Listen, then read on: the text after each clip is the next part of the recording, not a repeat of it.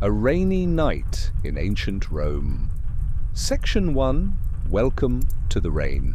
Tonight we are going to travel far from the noise of the modern world, far beyond electric lights, traffic, and the familiar hum of machines. We are going back almost 2,000 years to the ancient city of Rome on a night when a patient rain has settled over the hills. There is no need to hurry. Nothing is expected of you here. You do not need to remember every name, every street, or every detail. You may simply listen as the city appears around you slowly and gently, like a picture forming in the dark. Imagine first the sound of rain touching old terracotta roof tiles. Some drops strike hard and bright, others slide quietly down the curved surfaces and disappear into gutters, courtyards, and narrow lanes. From somewhere nearby comes the soft trickle of water pouring from a stone spout. Farther away, thunder moves beyond the hills, too distant to be threatening, more like the turning of a great wheel in the sky. The air is cool for Rome. It carries the smell of wet dust, lamp smoke, damp wool, olive oil, and the faint mineral scent of stone after rain. The crowded city has not become silent because Rome is almost never truly silent, yet the rain has softened it. Voices are lower, wheels turn more slowly, doors close earlier, footsteps pass beneath balconies and covered walkways, then fade. You are standing outside the eastern side of the city, wrapped in a simple wool cloak. The fabric has grown heavy at the shoulders, but beneath it you remain warm enough. Ahead of you, Rome rises in layers. Walls, towers, rooftops, temples, and apartment buildings overlap beneath a cloudy sky. Small flames flicker where lamps have been placed near gates or shrines. Their light trembles in the wet air. This is not the Rome of marble statues in a museum. It is a living city. It breathes, cooks, argues, trades, sleeps, repairs, prays, and dreams. More than 1 million people may be gathered within and around it, though no one here could count them with certainty. Rich and poor live close together. Senators pass laborers in the streets. Merchants sleep above their shops. Families crowd into tall apartment blocks. Water runs through aqueducts while rainwater finds its own wandering path over every roof and step. For tonight, however, you are only a traveler. You carry no urgent message. You are not late for an appointment. You have a place waiting for you before dawn and plenty of time to reach it. Your only task is to walk, to notice, and to let the rainy city guide you. Take a slow breath in. Feel the cool night air. Then let the breath leave you gently. Ahead, the gate is open. A guard stands beneath a small shelter, watching the road with the patient expression of someone who has watched many travelers pass. Beyond him, the streets of Rome curve into shadow. When you are ready, you begin to walk. Section 2. Through the Eastern Gate. The road beneath your sandals is made of broad, dark stones. Rain has washed dust from their surfaces, leaving them smooth and shining. In the shallow spaces between them, water gathers in narrow silver lines. Each step makes a quiet sound, leather against wet stone, then silence again. As you approach the gate, you see how massive the city wall appears at night. During the day, its age and repairs would be easy to notice. Some stones are darker than others. Mortar has been renewed in places. Small plants have found cracks high above the road. But beneath rain and cloud, the wall looks almost timeless, a single barrier separating the open countryside from the crowded world within. A cart has stopped beneath the arch. Its driver is speaking with one of the guards. The cart is covered with a rough cloth, and rainwater collects along the edges before spilling in sudden streams. A tired mule waits with its head lowered. Steam rises faintly from its back. No one is angry, no one is in a hurry. The guard lifts one corner of the covering, looks at several clay jars packed in straw, and waves the cart onward. The wheels begin to move, turning carefully over the stones.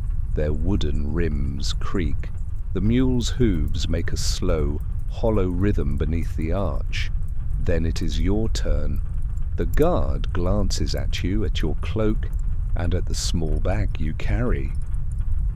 Perhaps he sees only another traveller seeking shelter from the weather. He asks where you are going, and you name a district not far from the centre. He nods.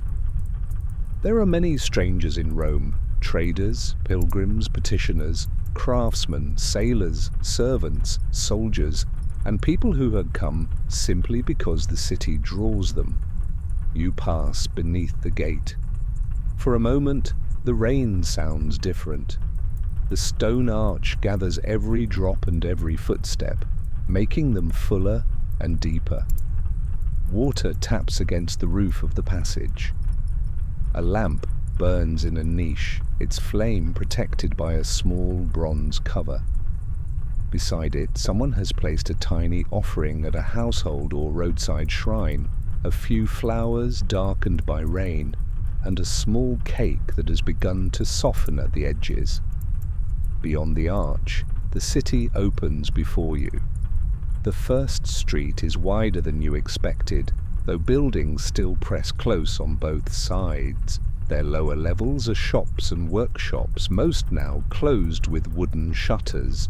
Above them rise several floors of apartments. Windows appear at irregular heights. Some have cloth stretched across them. Some are open to the damp air. A few show the glow of lamplight and the movement of people preparing for sleep. Rainwater falls from roofs in narrow curtains. It runs along channels beside the road and swirls around raised stepping stones placed across the street. In daylight, those stones allow pedestrians to cross above mud and refuse. Tonight, they stand like small islands in moving water. You follow the covered edge of the street where a projecting upper floor offers some protection. The rain still reaches you in fine drops, but the worst of it falls farther out. The city smells stronger inside the walls: warm bread, wet wood, smoke, animals, onions, wine, and the sour trace of crowded drains. Yet the rain has cleaned the air enough that no single scent remains for long. A woman pulls a shutter closed above you. Somewhere, a child laughs, then is hushed. From another room comes the slow scraping of a stool across a floor. These ordinary sounds make the enormous city feel small and human. You continue deeper into Rome, leaving the gate behind. Section 3. Streets and stepping stones. The street bends gently downhill. Water follows the same direction, gathering strength as it moves. It slips around stones, carries small leaves and fragments of straw, and disappears through openings in the drainage channels. Rome's streets were built for movement, but on a rainy night they become little rivers, each one finding the lowest path through the city. You pause before a row of raised stepping stones. They are worn smooth in the center by countless feet. The gaps between them are wide enough for cartwheels to pass during the day. Tonight, with traffic thinning, you cross slowly from one side to the other. Your first step lands securely, then the second. Below you, water rushes past, reflecting the weak amber light of a nearby lamp. For a moment, the reflection stretches and breaks as though the flame itself were drifting downstream. On the opposite side, a covered arcade begins. Its columns are not grand. They support a practical shelter attached to a line of shops. Beneath it, several people wait for the rain to ease. A fruit seller guards 2 baskets that remain unsold. Most of the figs are covered with cloth, but a few can be seen, dark purple and shining. Beside him, an older man holds a cage with 2 sleepy birds. A messenger sits on an overturned jar, rubbing his feet. No one speaks loudly. Rain creates a kind of temporary companionship. Strangers share the dry strip beneath the roof, each one listening to the weather and watching the street. A small dog lies close to the wall. Its fur is damp along the back, and its paws are tucked beneath its body. When you approach, it opens one eye, decides you are harmless, and returns to sleep. You remain beneath the arcade for a while. There is no reason not to. Across the street, a shopkeeper is finishing his work. Through the half-open doorway, you see shelves lined with small clay lamps. Some are plain, made for ordinary households. Others have patterns pressed into the surface. Dolphins, leaves, chariots, gods, theatrical masks. The shopkeeper counts a few coins, places them in a box, and lowers the final shutter. A boy carries the lamp from the front room toward the back. The shop goes dark. Farther along, a food stall is still open. A bronze pot sits over a bed of coals, and steam rises from it into the rain. The owner stirs a mixture of lentils, herbs, and vegetables. A labourer stands nearby with a small bowl, eating slowly. The smell is warm and earthy, and for a moment it fills the whole arcade. The rain strengthens. It drums against tiles and splashes from the street. Yet, under the shelter, you are comfortable. You can hear separate layers within the sound, the high tapping of drops on pottery, the deeper patter on cloth awnings, the rushing water near the curb, and the occasional heavy splash when a cartwheel enters a puddle. You begin to understand why the city seems calmer. Rain has shortened everyone's world. For tonight, each person is concerned with the next doorway, the nearest shelter, the bowl held between warm hands, the lamp that must last until sleep. The fruit seller finally lifts his baskets. The messenger stands and tightens his cloak. One by one, the waiting people move on. You do the same, continuing beneath the arcade until it ends at a narrow alley. Section 4. The insula by the alley. The alley is barely wide enough for 2 people to pass comfortably. Tall buildings rise on either side, leaning inward so that only a narrow strip of sky remains visible above. Rain falls through that opening like a curtain. Water drips from balconies, ropes, window ledges, and projecting beams. This part of Rome is filled with insulae, the apartment buildings where much of the city lives. Some are built carefully from brick and concrete. Others have been repaired many times with timber, plaster, and whatever material could be found. The lower rooms are valuable, close to the street and easier to reach. Higher floors are cheaper, smaller, and more difficult to escape if fire breaks out. Tonight, however, fire seems unlikely. Everything is damp. Even the smell of smoke has been pressed low by the rain. A doorway stands open to your right. Inside is a small entrance hall by a single lamp. A man in a short tunic is carrying a basket upstairs. He moves slowly, not because the basket is heavy, but because the steps are steep and worn. He disappears around a corner. A moment later, a door opens above, and you hear someone greet him. You step just inside the entrance to escape a sudden sheet of rain. The building has its own nighttime music. Water taps against shutters, floorboards creak. A baby cries briefly, then settles. Somewhere above, a pot is set down too hard. A couple speaks in low voices through a thin wall. From the street-level workshop comes the faint smell of leather, though the cobbler has finished work for the day. The stairwell is narrow. There is no grand marble here, no painted hall intended to impress visitors.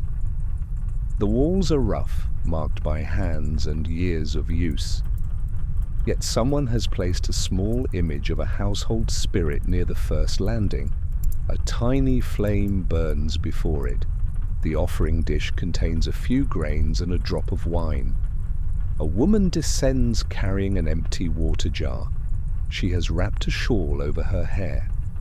Seeing the rain, she pauses and gives a tired smile.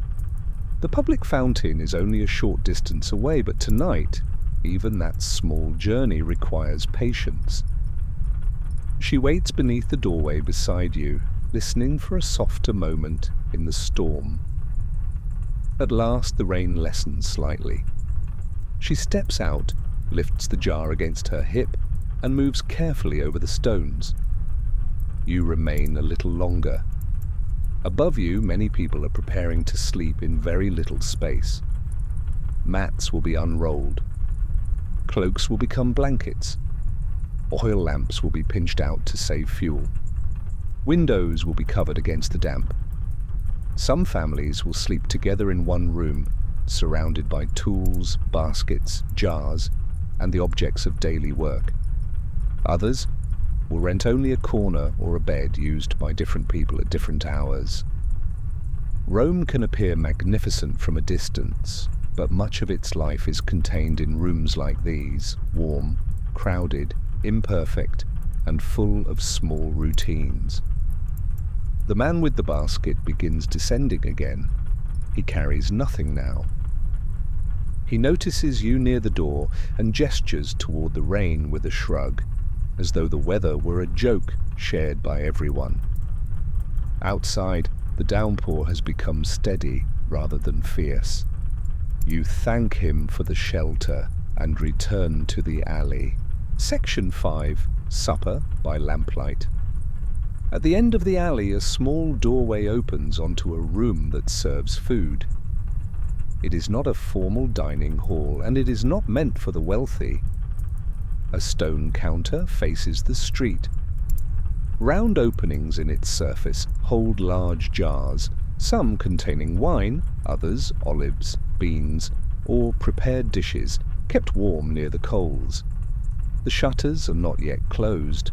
Rain has brought a few late customers inside, and the owner seems willing to remain open while they eat.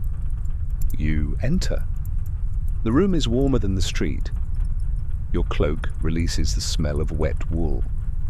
A lamp hangs from a hook, its small flame turning the walls the color of honey. Another lamp rests near the counter. Shadows move slowly whenever someone leans forward or lifts a cup. There are no individual tables, only benches and a broad wooden surface marked by years of use. You sit near the end.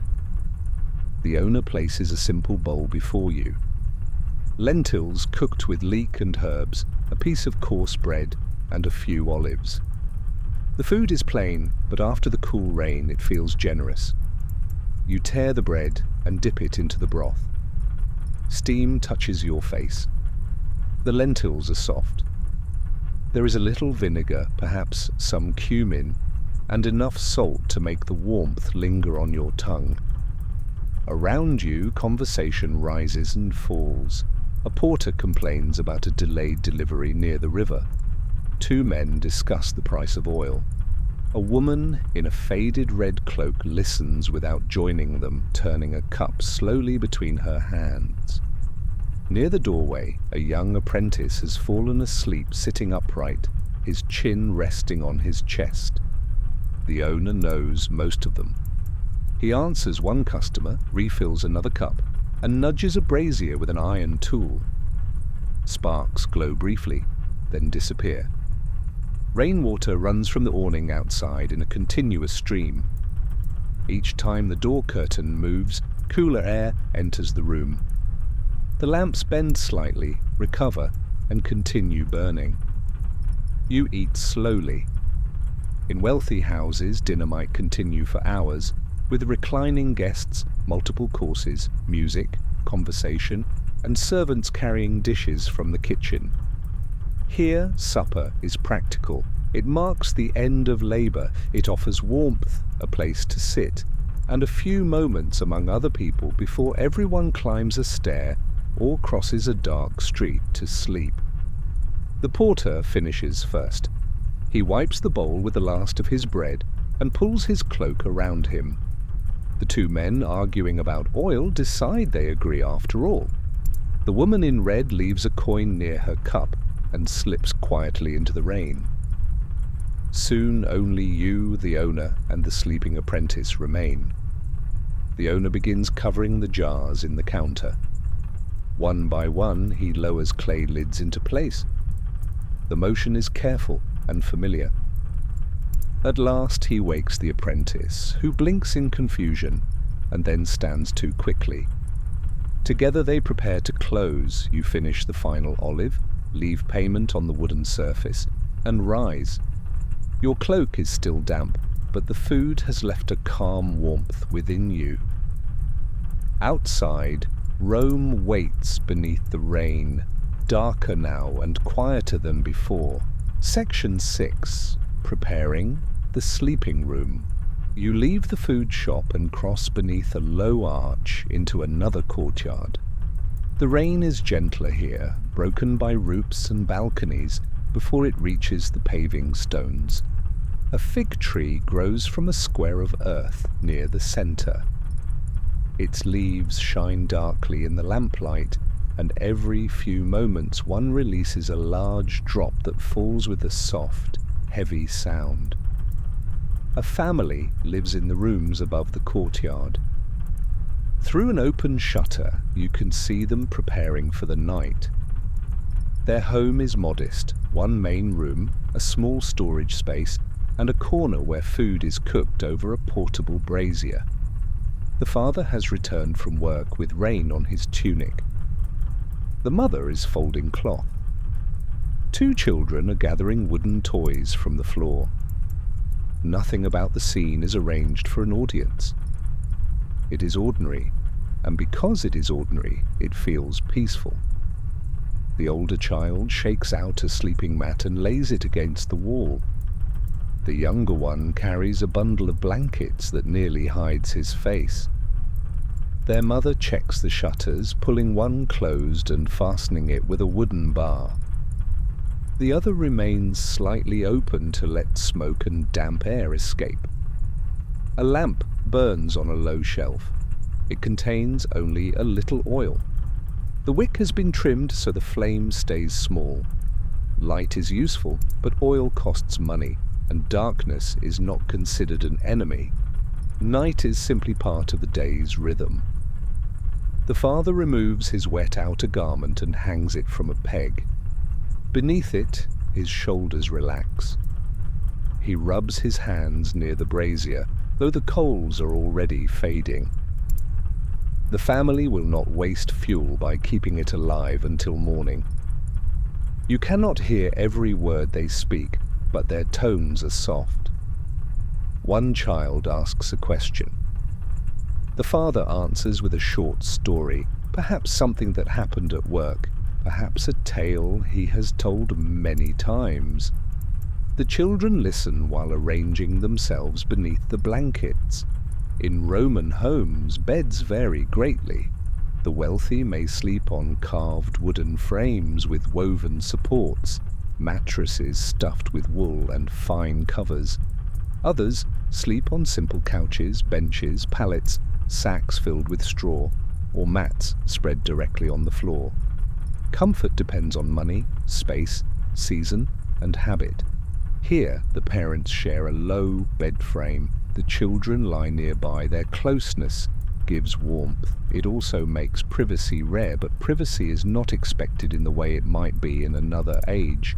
Life is lived near family, neighbors, animals, work, and the sounds of the street. The mother places a small cup beside the bed and checks the door one last time. Then she reaches toward the lamp. For a moment, the flame brightens around her fingers. The room becomes clear. Folded cloth, hanging utensils, a clay jar, a pair of sandals, the sleeping children, the father settling onto the mattress. Then the wick is pinched out. Darkness fills the room, but not complete darkness. Rain-reflected light enters through the narrow opening in the shutter.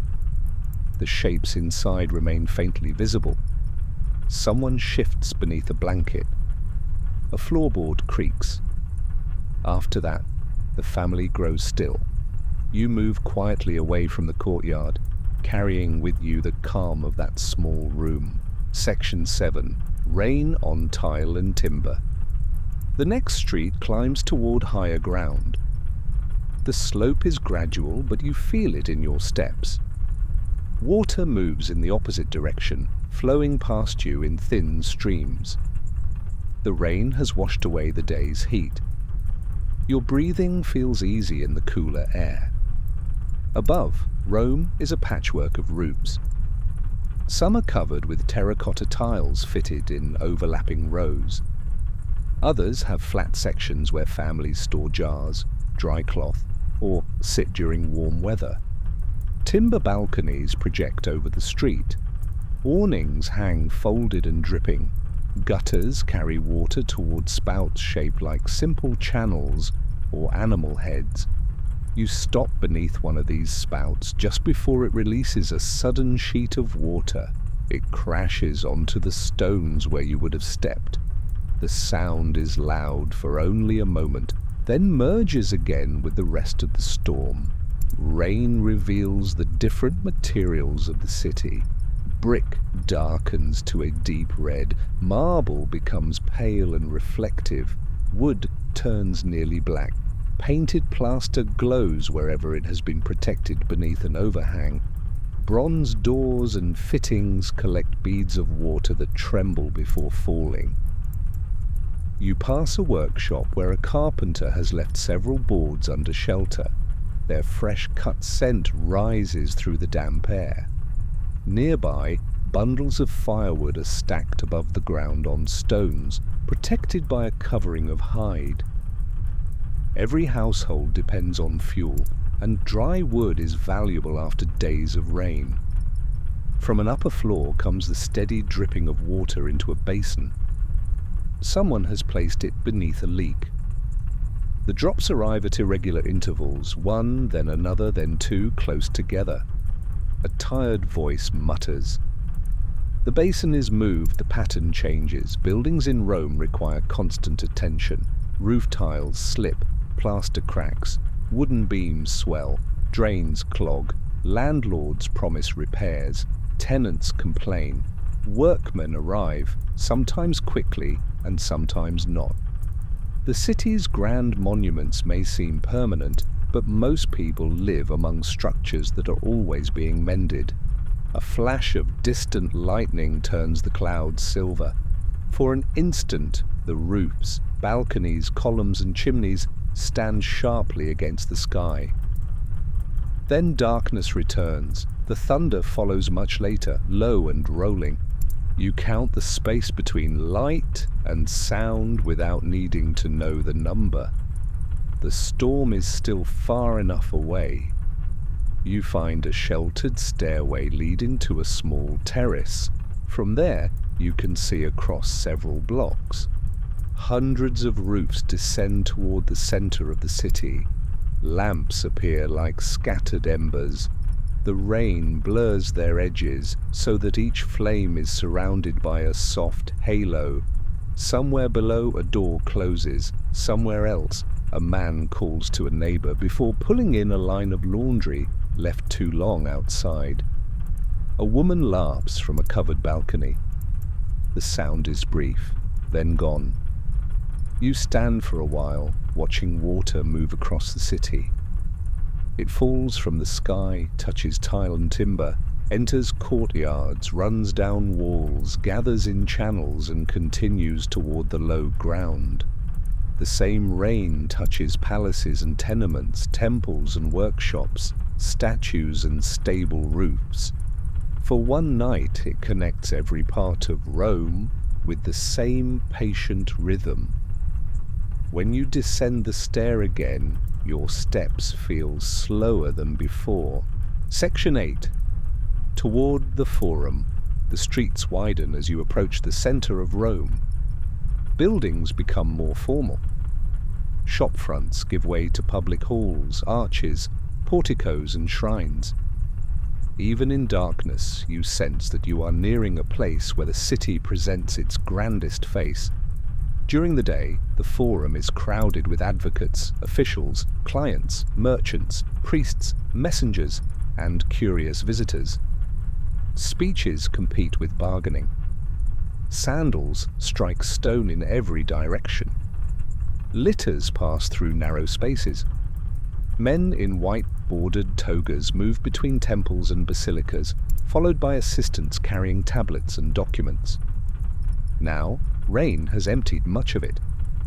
You enter beneath a covered colonnade. Tall columns rise beside you, their bases slick with water. The roof above provides shelter, though wind pushes fine spray between the openings.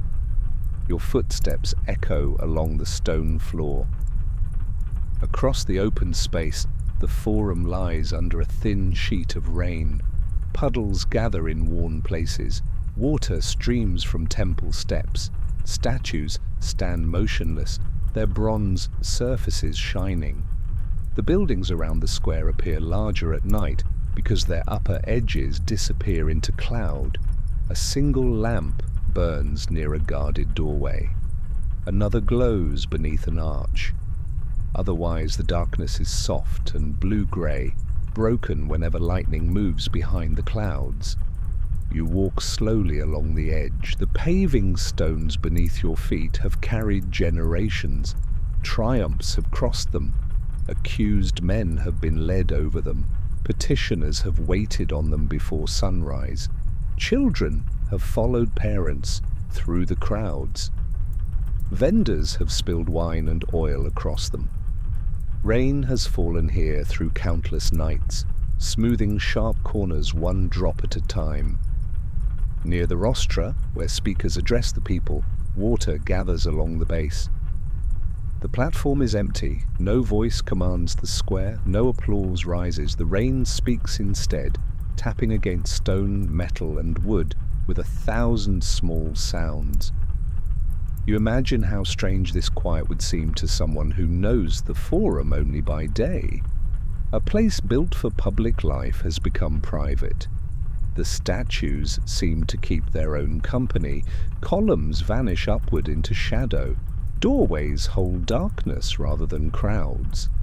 Under the portico, you pass an elderly caretaker carrying a lantern. He checks that a side door is secured, then lifts the light toward you. Satisfied that you are only a traveller, he continues his rounds. The lantern swings gently, casting long, moving shadows between the columns. You pause near a marble step, but do not sit. The stone would be cold and wet. Instead, you rest one hand against a column. It feels smooth beneath your palm, chilled by the weather. For a few breaths, you simply listen.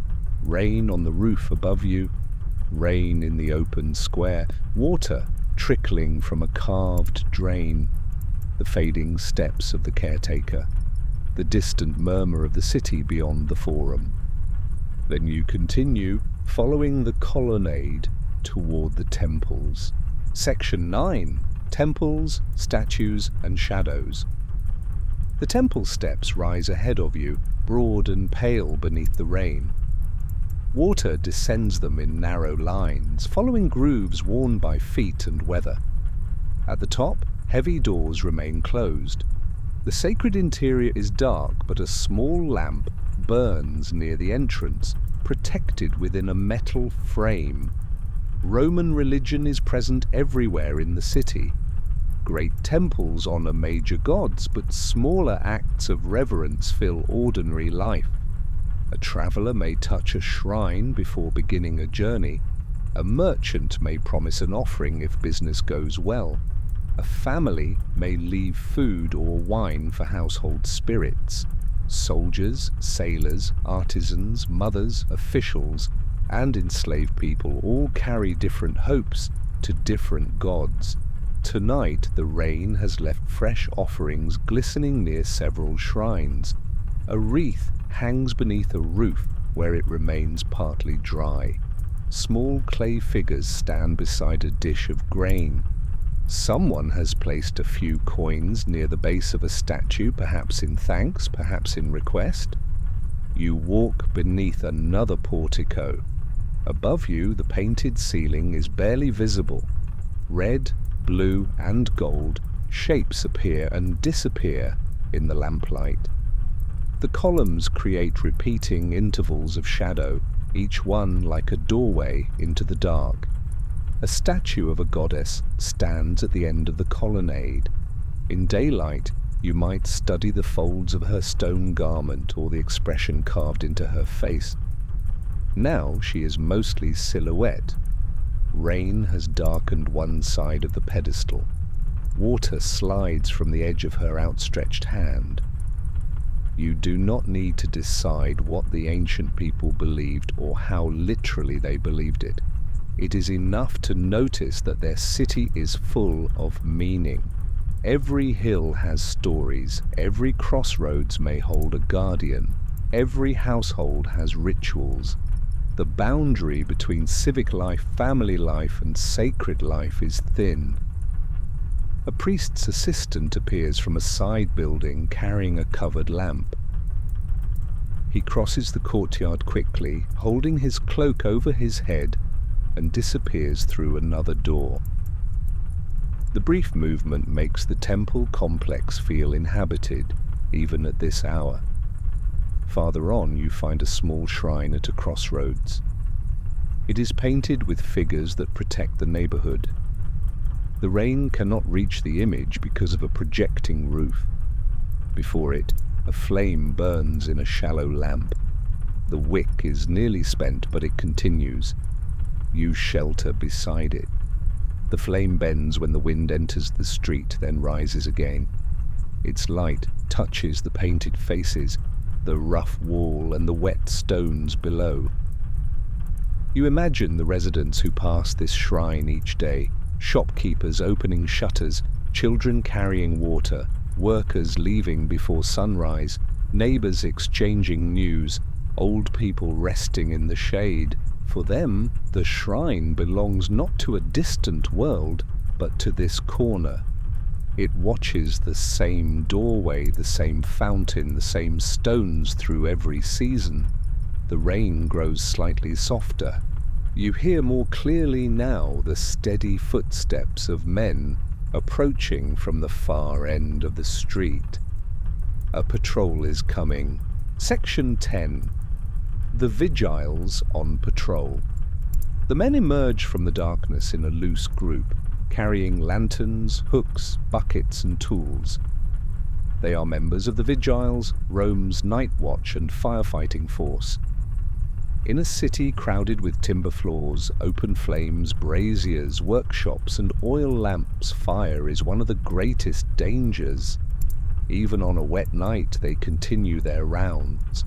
Their sandals slap softly against the stones. Rain beads on their helmets and shoulders. One man carries a long pole used for pulling down burning material. Another has an axe. A third holds a lantern high, examining windows and shop fronts as they pass. The patrol leader notices you beneath the shrine roof. He asks whether you have seen smoke or heard trouble. You shake your head. He nods and moves on. You fall into step at a respectful distance. The Vigiles know the city in a way few others do. They know which alleys are blocked, which buildings lean too far, which bakers keep furnaces burning through the night, which landlords ignore repairs, and which taverns are likely to remain noisy after closing. They know the locations of fountains, cisterns, ladders, and narrow passages where a crowd could become trapped. At the next corner, the patrol stops. One man points toward an upper window. A faint line of smoke escapes beneath a shutter. The leader calls out. After a moment, the shutter opens and a sleepy face appears. The smoke comes from a brazier that has not been fully extinguished. The resident protests that everything is safe, but the patrol insists. A jug of water is poured over the coals. Steam rises. The smell of wet ash drifts into the street. There is no fine, no arrest, and no great drama. Only a warning, a muttered apology, and a shutter closing again. The patrol continues. At another building, they check a locked workshop where cloth and oil are stored. One man tests the door. Another raises the lantern to inspect the roofline. Satisfied, they move on. Rain helps them tonight. Roofs are wet. Sparks die quickly. But the weather creates other problems. Water can weaken plaster, loosen tiles, and make old stairs slippery. A collapsing wall may be as dangerous as a flame. You pass a fountain where the men refill 2 buckets. Water pours from the spout without pause, supplied by the city's aqueducts. Even at night, even in rain, the fountain continues. The overflow runs into the street and joins the stormwater moving downhill. One of the younger vigiles splashes water onto his face. Another jokes quietly about the uselessness of carrying water in weather like this. Their laughter is tired but genuine. At the next junction, the patrol divides, half turned toward a district of warehouses. The others climb a stairway between apartment blocks. You watch their lanterns separate, becoming 2 small groups of moving light. Then walls and rain hide them. The street is empty again. Because of people like these, most of Rome can sleep without listening constantly for alarm.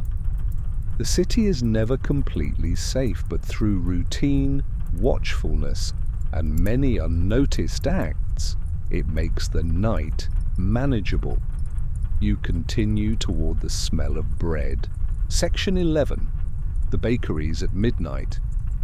The scent reaches you before the building comes into view. Warm grain, smoke, yeast, and flour drift through the damp streets. It is a comforting smell, simple and familiar, even across the long distance of time. A bakery stands open behind a wide doorway. Unlike most shops, it is active in the deepest part of the night. Rome will need bread in the morning, and morning begins early. Before the forum fills, before officials receive visitors, before labourers gather for work, thousands of loaves must already be ready.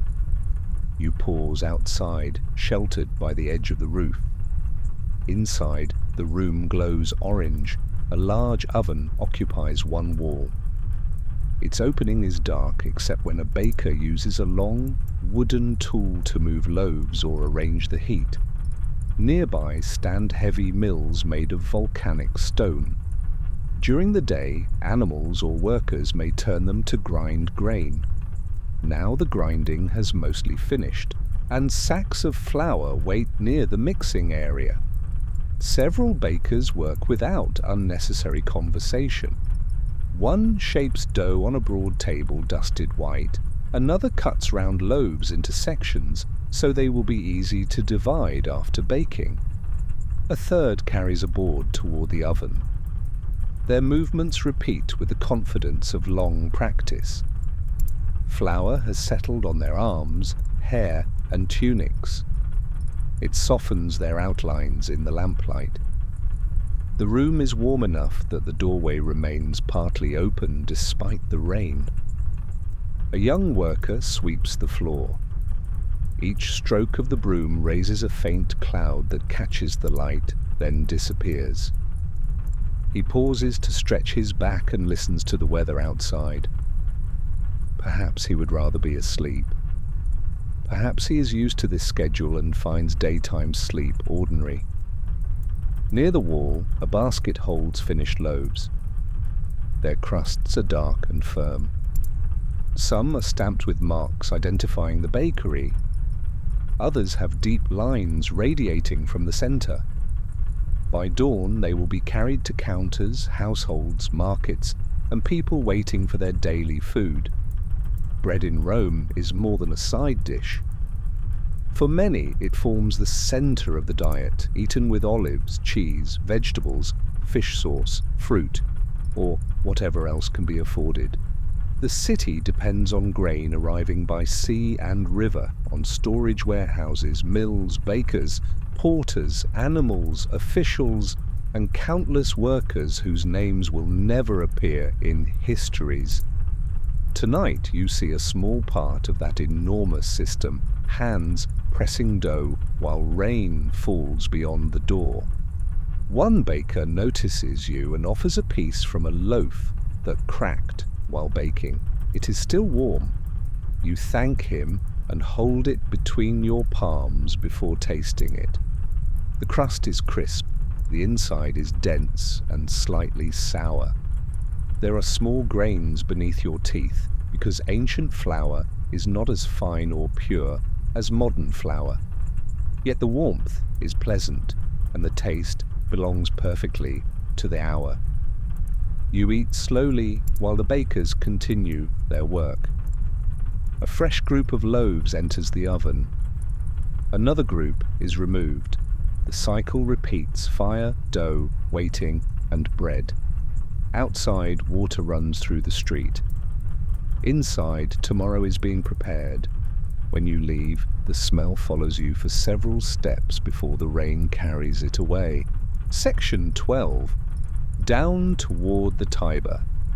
From the central hills, the road begins to descend toward the river. You can feel the change in the air. It grows cooler and heavier, carrying the smell of wet rope, mud, wood, and distant water. The street is broad enough for carts, though few are moving now. During the day, traffic restrictions force many deliveries into the night or early morning. Heavy wagons rumble through the city while most residents try to sleep. On this rainy night, movement is slower. Drivers guide animals carefully over shining stones. A cart approaches from behind. You step beneath an awning to let it pass. 2 oxen pull a load covered with thick cloth. Their hooves land steadily, and their breath forms pale clouds. The driver walks beside them rather than riding, holding a short staff and speaking in a low, reassuring voice. The wheels enter a shallow channel and send water outward. The splash reaches the edge of your sandals, but not your cloak. The cart continues downhill, its creaking fading into the rain. You follow. The buildings near the river are different from those around the forum. There are more workshops, yards, storage rooms, stables, and lodging houses for travelers and laborers. Walls are practical and often stained by smoke or damp. Doors are wide enough for goods. Iron rings are fixed into stone for tying animals or ropes. A public fountain stands at a junction. Rainwater already fills the basin to the edge, but the aqueduct-fed spout continues pouring. A woman rinses a cloth beneath it. A man fills a jar and balances it on his shoulder. Neither seems troubled by being awake so late. In Rome, someone is always beginning or ending a day. The slope continues, then between 2 buildings, you see the river. The Tiber is wider and darker than the streets that lead to it. Rain touches its surface with countless small rings. The current moves beneath them, carrying branches, leaves, and drifting reflections. Lamps on the opposite bank tremble in the water, stretching into long, broken lines. The river has given Rome food, trade, travel, and danger. It connects the city to the sea, but it can also rise beyond its banks and flood the low districts. People who live nearby watch its level carefully during long periods of rain. Tonight, the Tiber is full but not alarming. It presses steadily against the stone embankments and wooden landings. Mooring ropes tighten and relax as boats move with the current. You step beneath a warehouse roof and look out. A small barge lies tied nearby. Its deck is covered. Water drips from every edge. A boatman sleeps beneath a shelter at the stern, wrapped in a cloak. From time to time, the barge shifts, and the rope makes a low sound against the wooden post. Across the river, the outlines of buildings rise beneath cloud. A hill beyond them is almost invisible. Rome seems to continue without end, even where the water divides it. You listen to the rain touching the river and allow the deeper rhythm of the current to slow your thoughts. Section 13. Warehouses by the river. The riverside warehouses stand in long rows, their doors tall and heavy. Some contain grain. Others hold wine, oil, marble, timber, cloth, pottery, metal, spices, and goods brought from every edge of the Roman world. In daylight, the district is filled with shouting, counting, weighing, rolling barrels, moving amphorae, and animals straining beneath loads. Now only a few workers remain. You walk beneath a covered loading area where lamps hang from iron hooks. Their light reveals wet footprints on the floor. A stack of amphorae rises against the wall, each jar shaped with a pointed base so it can be packed securely in sand racks or the hold of a ship. Drops fall from the roof at regular intervals. One strikes the shoulder of a jar and produces a quiet, hollow note. Another jar answers from farther down the row. The warehouse seems to contain its own slow music. A watchman sits near a brazier, though the coals give little heat. He wears a hooded cloak and holds a cup in both hands. A dog sleeps beside his stool. It lifts its head when you approach, but the watchman speaks softly, and the animal settles again. You exchange a few words. He tells you the rain began before sunset and has raised the river slightly. Nothing serious, he says. The warehouse doors are secured, the grain is dry, the ropes have been checked. He has spent many nights here. He knows the sounds of wood expanding in damp weather, rats moving behind storage bins, boats touching the dock, and wind entering beneath the roof. He can tell the difference between an ordinary creak and a door being forced. Tonight, he expects no trouble. You continue along the loading platform. Through one open doorway, you see sacks arranged on raised wooden supports to protect them from moisture. Through another, rows of wine amphorae disappear into darkness. Each one may have traveled from a vineyard in Italy, Greece, Gaul, Spain, or farther away. The scale of Rome can be understood through these quiet stores. The city consumes constantly. Every day requires mountains of food and fuel. Ships cross seas, barges move upriver. Porters carry loads through crowded streets. Clerks record quantities on tablets. Shopkeepers divide large shipments into small sales. Yet at this hour, the great machinery of trade has slowed to a resting breath. A rat darts across the far end of the platform. The dog opens both eyes, considers the effort required to chase it, and chooses sleep. The watchman laughs under his breath. Rain drums harder for a few minutes. You stand near a pillar and watch water pour from the roof into the river.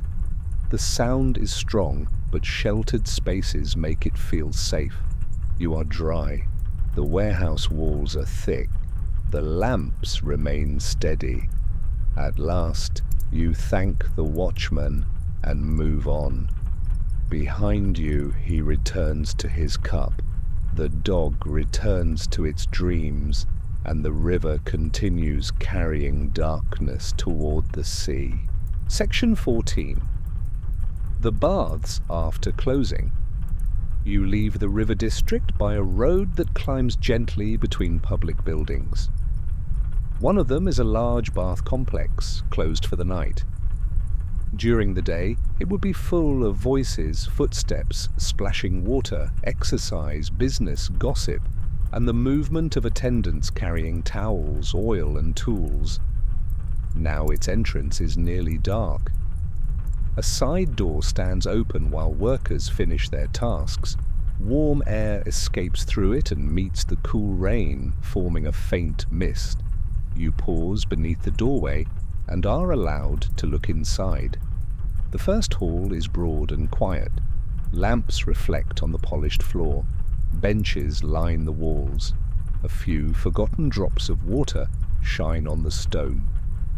Without crowds, the space seems larger than it would during the day. An attendant gathers wooden sandals and places them in a basket.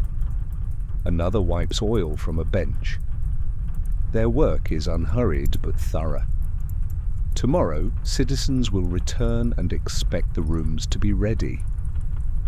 Farther inside, heat still lingers in the warm rooms. The bath complex has been designed to guide visitors through changing temperatures, from exercise areas to warm chambers, hot pools, and cooler water. Furnaces below the floors send heat through hidden spaces and hollow walls. Even after the fires are reduced, stone holds warmth for a long time. You walk only as far as the caretaker permits.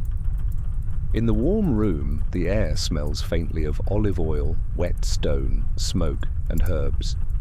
Water drips from the curved ceiling. Each drop lands with a clear sound that echoes around the empty chamber. The hot pool is no longer crowded with bathers. Its surface lies still except where a small stream enters. Steam rises gently. Mosaic patterns beneath the water appear distorted, then clear again. Public baths are not merely places to wash. They are social centers. People exercise, read, meet friends, arrange business, listen to performers, visit gardens, and spend long parts of the afternoon moving between rooms. The experience is shared, noisy, and public. But after closing, the baths become something else, a warm stone body slowly cooling through the night. A worker opens a drain. Water begins to leave one basin with a low, swirling sound. Another carries used cloths toward the laundry area. In a service corridor, you hear the scrape of ash being cleared near the furnace. The hidden labor of the baths continues after the visitors are gone. You stand beside a column and feel warmth rising through the soles of your sandals. Outside, rain strikes the roof. Inside, the sound is distant and softened by layers of tile, vault, and stone. For a few moments, you imagine resting in the warm chamber while the storm passes overhead. Your muscles loosen simply from the thought of it.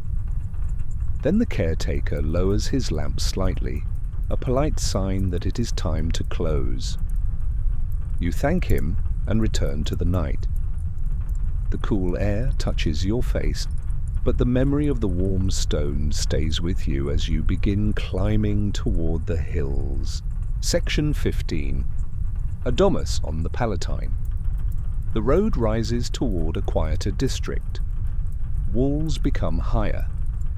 Doorways are more carefully made.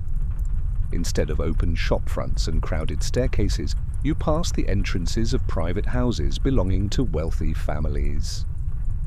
One door stands open while a servant waits for a late arriving guest.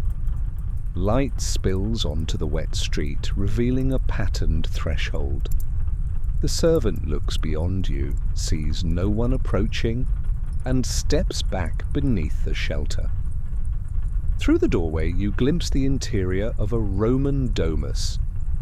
The entrance passage leads toward an atrium, a central hall open to the sky.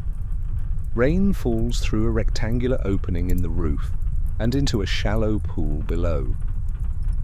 The arrangement is deliberate. Light, air, and water enter the heart of the house. Tonight, the pool is nearly full, and drops strike its surface in bright, overlapping circles. The servant, perhaps grateful for company during his wait, allows you to stand just inside. Painted walls surround the atrium. In the lamplight, you see deep reds, black panels, narrow architectural lines, birds, plants, and small scenes from mythology. The colours are richer than the pale ruins that later ages may imagine. Roman interiors can be vivid, crowded with pattern and illusion. Bronze lamps burn on tall stands. Their light reflects in the rain pool. A marble table holds a few sealed tablets.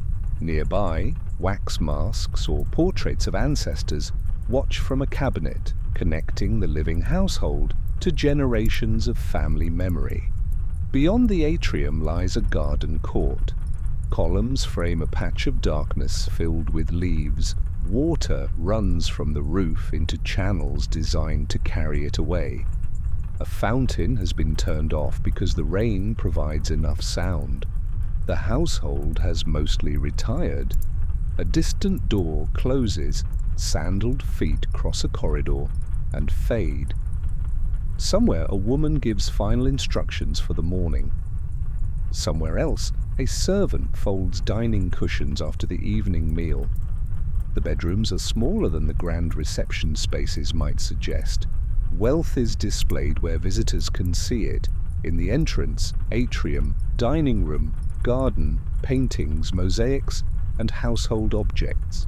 Sleeping rooms may be dark and compact, containing little more than a bed, chest, lamp, and perhaps a small table. The master of the house may rest on a mattress filled with wool, supported by a carved frame and covered with fine cloth. Curtains may soften drafts, yet even here, sleep is accompanied by city sounds, rain, servants moving, distant carts, animals, and water in the courtyard. The servant at the door listens again. At last, a covered litter appears at the far end of the street, carried carefully through the rain. Lanterns approach with it. The expected guest has arrived. You step aside. The door attendant straightens his tunic and lifts the lamp. The household awakens just enough to receive the visitor. You leave before the doorway closes, continuing uphill beneath the rain. Section 16. Servants, slaves, and small rooms. The grand house disappears behind you, but its quiet order remains in your thoughts. A domus may appear to be the world of one important family, yet many other lives keep it functioning. Cooks, cleaners, tutors, secretaries, doorkeepers, gardeners, messengers, attendants, and enslaved workers move through its rooms from before dawn until long after the household has gone to sleep. Along a side lane, you pass the service entrance of another large home. The door is closed, but a lamp burns above it. Rain has collected in the shallow steps. From somewhere beyond the wall comes the muted sound of dishes being stacked. The people who work in wealthy houses sleep in many different places. A trusted servant may have a small room near an entrance or office. A nurse may sleep close to the children she cares for. A doorkeeper may rest beside the doorway, always within reach of a late knock. Others sleep in storerooms, corridors, kitchens, lofts, or shared spaces that change according to the household's needs. For enslaved people, the night is not always their own. Someone may be called to bring a lamp, warm water, a cloak, a writing tablet, or medicine. A guest may arrive late, a child may wake, a master may decide that tomorrow's work must begin before sunrise. Yet within these limits, people still create private moments. Through a gap in a courtyard wall, you see a small service room. 3 workers sit close together around the last warmth of a brazier. One mends a sandal strap, another combs water from her hair with a wooden comb. The third holds a cup and listens while the others speak. Their voices are low but not unhappy. One tells a story with expressive hands. The others try not to laugh too loudly. For a few minutes, the workday belongs to memory, humor, and companionship rather than orders. A folded blanket lies in one corner. 2 sleeping mats are already arranged. A shelf holds a jar, a comb, a small carved figure, and a strip of colored cloth. These objects are few, but they make the room personal. The rain on the roof is louder here because the tiles are close above them. Every drop seems to land just beyond the ceiling. The sound creates a boundary around the little room, separating it from the rest of the house. The sandal is repaired. The comb is placed on the shelf. The final sip is taken from the cup.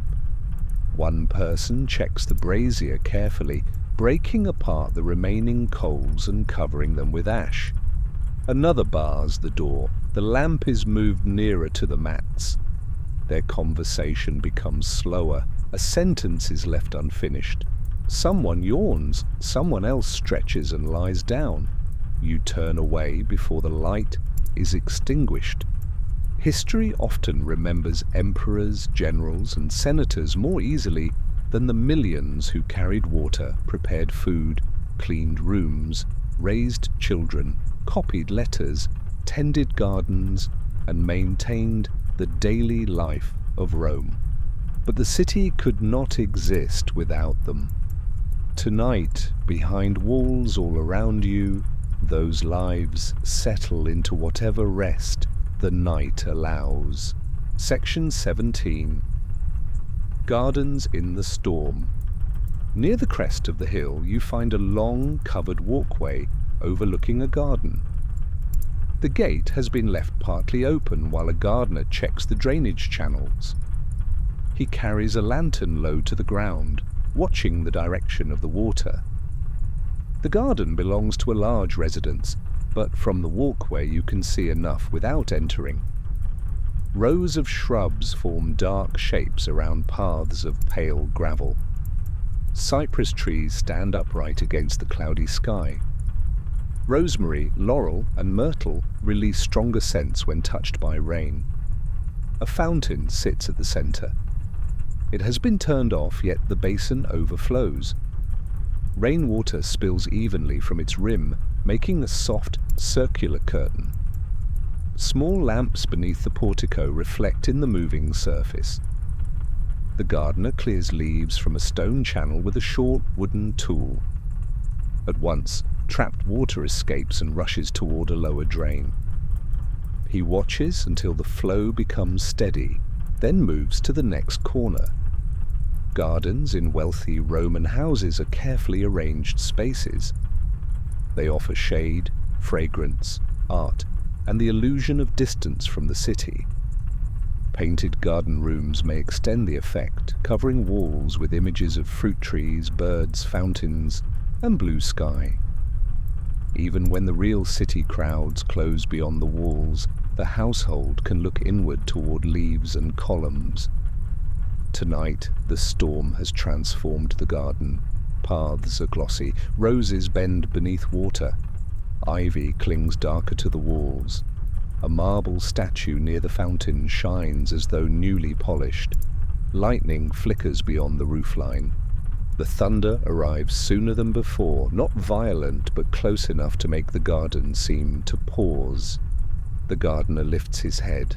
So do several birds sheltering beneath the eaves. Then rain resumes its steady work, and everyone continues. You rest against a column. The scent of wet rosemary reaches you. It is clean, sharp, and calming. Somewhere nearby, crushed mint mixes with damp soil. The garden air feels different from the streets below, less smoky and less crowded.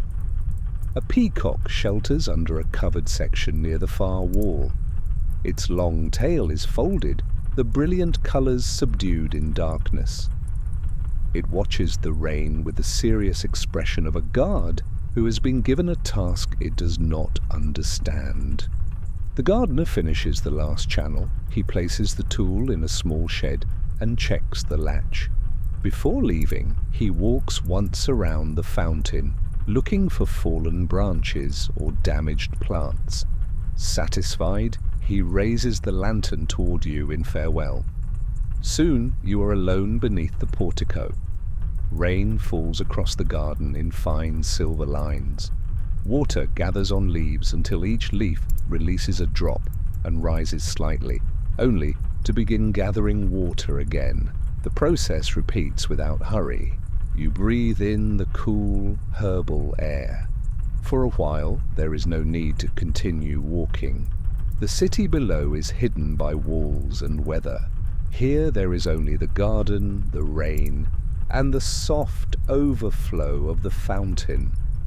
When you finally move on, you do so quietly, as though leaving a sleeping room. Section 18. A tavern's last guests. The road descends from the hill into a district where a few lamps still glow. One belongs to a tavern that has not yet closed. Music came from it earlier in the evening, but now only conversation remains. A painted sign hangs above the doorway, its colors darkened by rain. Beneath it, several customers prepare to leave.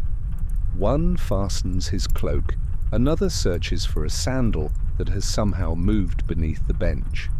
The tavern keeper stands behind the counter, watching with the patience of someone who has repeated this scene many times. You step inside for shelter. The room smells of wine, smoke, damp clothing, garlic, and the herbs used in cooked food. Clay cups and small plates cover the tables. A brazier glows near the wall. Its heat is weak but welcome. The remaining guests are not celebrating anything important. They are simply delaying the wet walk home.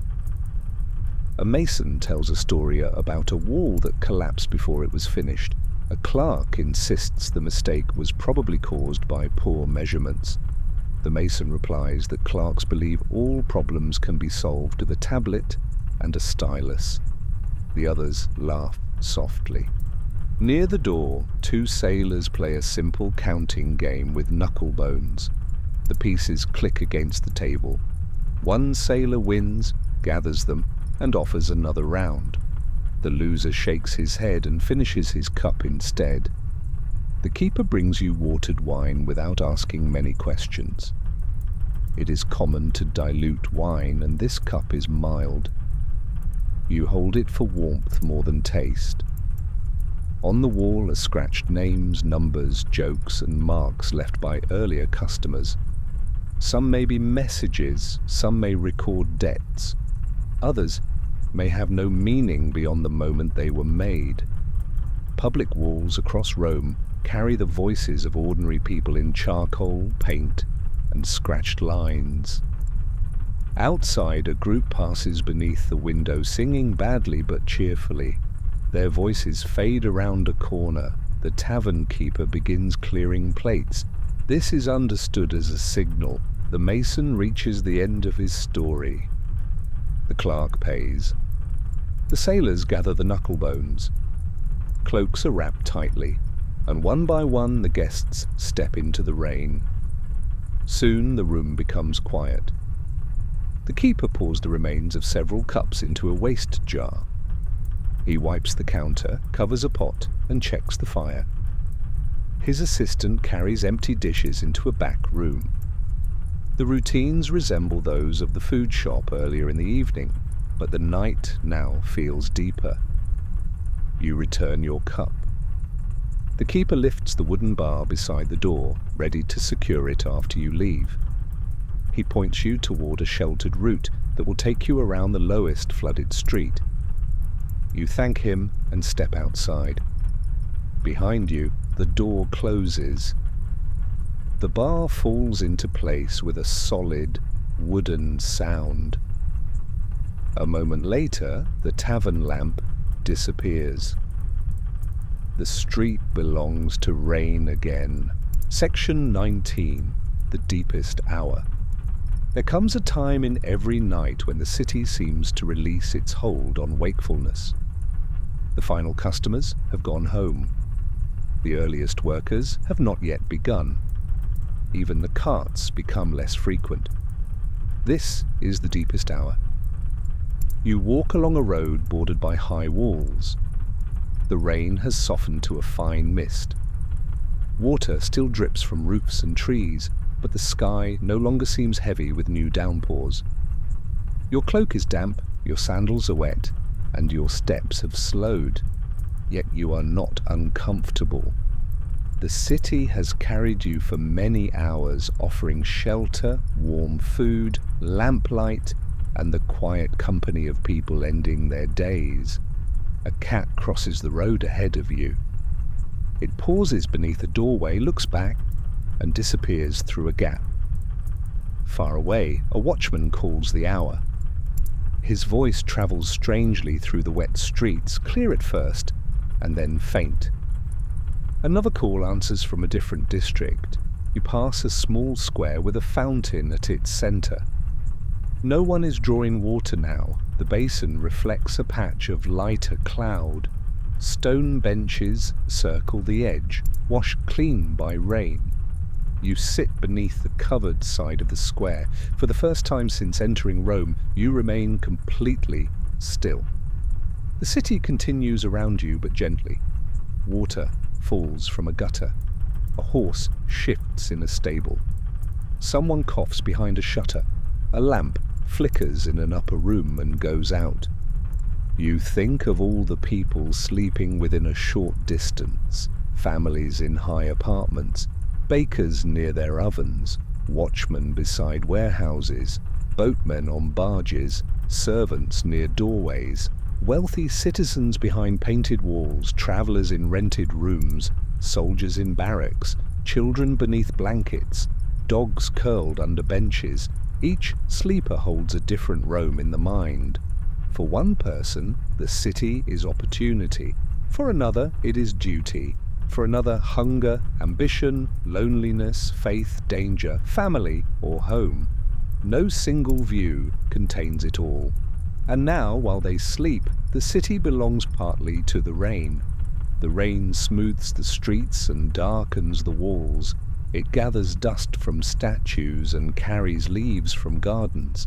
It fills basins, cools roof tiles, and traces the shapes of every building. Your breathing has become slower. You do not need to decide what happens tomorrow. You do not need to follow the carts to market, the senators to the forum, or the workers to their shops. The night asks nothing except that you remain for a little while beneath the shelter. A soft wind moves across the square. It brings the smell of wet stone and distant bread. You close your eyes for a moment. The fountain continues, the dripping continues.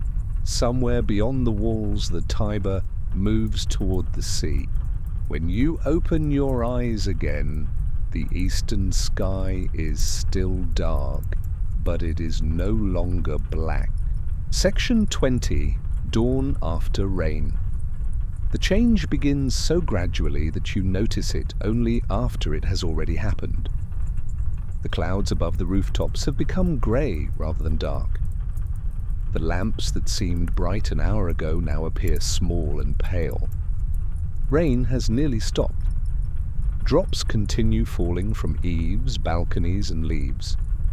Water runs along the street, but the surface is calmer. Puddles hold clear reflections of walls and sky. You rise from the sheltered bench and begin the final part of your walk. Rome wakes in layers. First come the baker's assistants carrying baskets of bread. Their footsteps are quick, and the covered baskets release a warm smell as they pass. Then doors open near the river district. Porters appear, tightening belts and adjusting shoulder pads before the day's lifting begins. At a fountain, two women fill jars and exchange the first news of the morning. A boy sweeps water and leaves away from a shop front. A donkey protests as its owner fastens a load. From an upper window, someone empties a small basin into the street after checking below. Another shutter opens, then another. The city has not yet become loud, but the silence is breaking into individual sounds. A temple attendant climbs wet steps carrying a lamp that is no longer needed. Near a crossroads shrine, the night's flame has finally gone out. The painted figures remain, brighter now in the growing light. You pass the forum once more from a distance. Its buildings emerge from the mist. Columns that disappeared into darkness now have visible capitals. Bronze statues catch the first weak brightness along their edges. Soon the square will fill, but for a few more minutes it belongs to cleaners, guards, messengers, and birds. The clouds begin to separate above the hills. A narrow band of pale gold appears in the east. It touches the highest roofs first. Terracotta tiles glow softly. Water on marble steps becomes bright.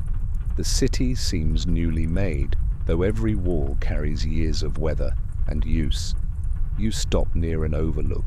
Below you, Rome spreads across its hills and down toward the Tiber. Smoke begins rising from ovens and household fires. The river reflects the opening sky. Roads lead outward through the gates, shining after the rain. During the night you have seen only fragments: a family preparing beds, a patrol checking windows, bakers shaping dough, a watchman beside his dog, servants sharing a quiet story, a gardener clearing drains, late guests leaving a tavern. These fragments are enough. A city is not only its monuments, it is the repetition of small acts: opening shutters, carrying water, lighting lamps, making food, repairing sandals, checking doors, telling stories, and finding a place to sleep. The rain has passed over all of it. Now the first sunlight touches the wet streets. For a moment every stone reflects the sky. Your journey is almost complete. You find the doorway that has been waiting for you. Inside is a quiet room, a simple bed, a folded blanket, and a shutter open just enough to admit the cool morning air. You remove your damp cloak and place it on a peg. You sit on the edge of the bed. The mattress gives beneath your weight. Outside, Rome continues waking, but the sounds are softened by walls and distance. You lie down. The blanket is warm. From the roof comes the final, irregular dripping of the night's rain. One drop, then another, then a longer silence. There is nowhere else you need to go, nothing else you need to do. The rainy night in ancient Rome is ending, and your rest is beginning. Sleep well.